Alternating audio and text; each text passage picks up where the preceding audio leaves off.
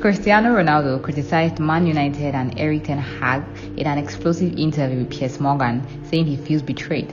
Ronaldo says he has no respect for his manager and says some people don't want him in the club. So here are key points to note from the interview. Why has Ronaldo spoken out now?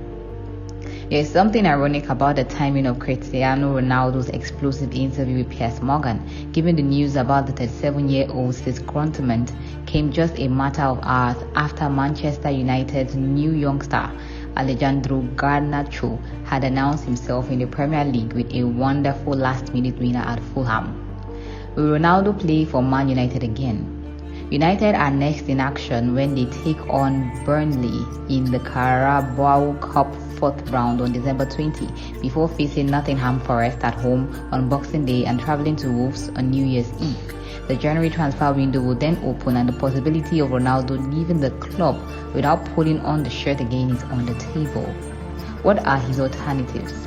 Ronaldo's performance at the World Cup could be a key factor in where he's playing football in 2023. If his recent struggles in front of goal for United continue, he's scored 3 in 16 this term, then it is hard to imagine clubs rushing to put together the large financial package required to sign him. What has Ten Hag done to disrespect him? One of the standout quotes from the interview was Ronaldo's accusation against Ten Hag. I don't have respect for him because he doesn't have respect for me. Do you think Ronaldo is right in all he has said?